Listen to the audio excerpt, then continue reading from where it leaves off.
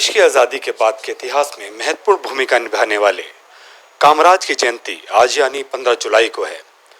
1903 में तमिलनाडु के सबसे पिछड़े समुदाय में से एक नादर के करीब और विनम्र परिवार में जन्मे कामराज ने अपनी स्कूली शिक्षा केवल 6 साल की थी। वे मुश्किल से 15 वर्ष के थे जब उन्होंने 1919 में जलियांवाला बाग हत्याकांड के बारे में सुना और स्वतंत्रता आंदोलन में शामिल होने का मन बना लिया।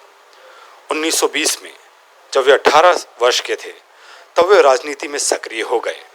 उन्हें लंबे समय तक इंतजार नहीं करना पड़ा क्योंकि 1921 की शुरुआत में गांधी जी ने मदुराई का दौरा किया था और युवा कामराज उनके असहयोग आंदोलन में सक्रिय भागीदार बनने के लिए प्रेरित हुए। आज हम आपको भारतीय राजनीति के किंग मेकर के कामराज की कहानी बताते हैं।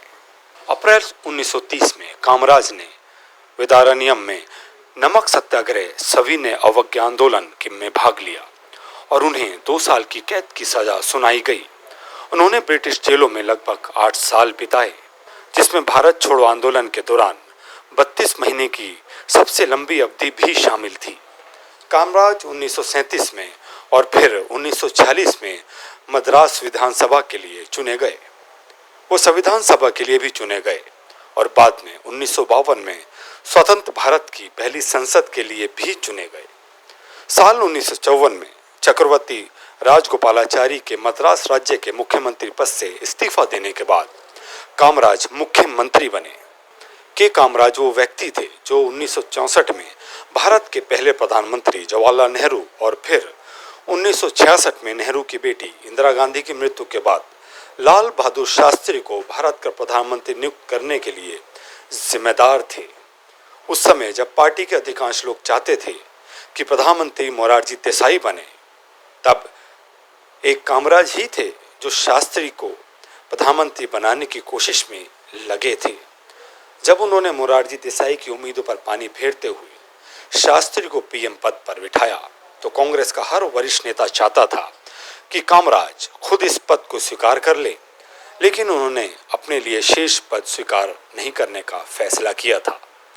हालांकि भले ही पार्टी के कई नेता चाहते थे कि कामराज ही प्रधानमंत्री बने, लेकिन उन्होंने प्रधानमंत्री पद नहीं स्वीकारा।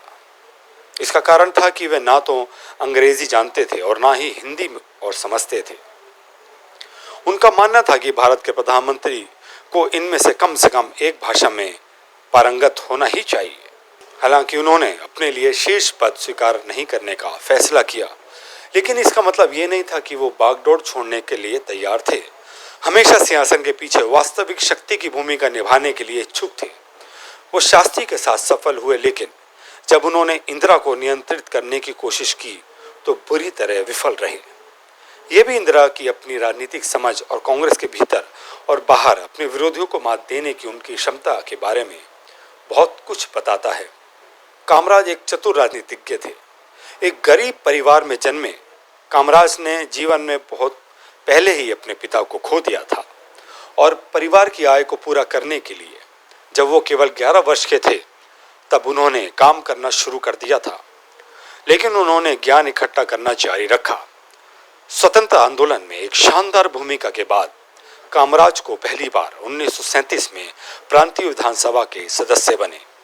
1954 में अविभाजित मद्रास के मुख्यमंत्री बने। इस बीच वो संविधान सभा के सदस्य बने रहे, जिसे हमारे संविधान का मसौदा तैयार करने का काम दिया गया था।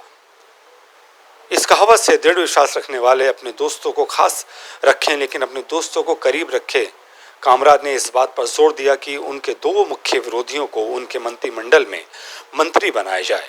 हालांकि कुछ लोगों का कहना था कि यह सुनिश्चित करने का उनका सही तरीका था कि वो उनकी हरकतों पर कड़ी नजर रख सकें और उनकी गतिविधियों की जांच कर सकें।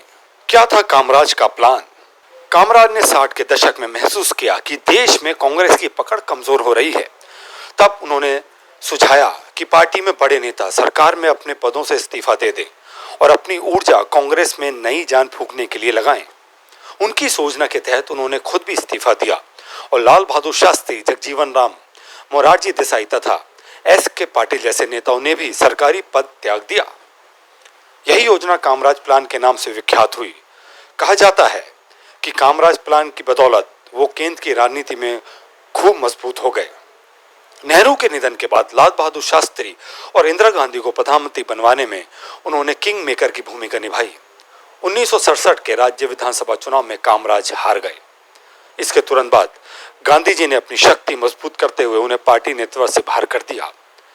जनवरी 1969 में उन्होंने लोकसभा का उपचुनाव जीता और बाद में उसी वर्ष वे पुराने नेताओं के उस समूह का हिस्सा बन गए जिसने गांधी को सत्ता से हटाने की कोशिश की थी।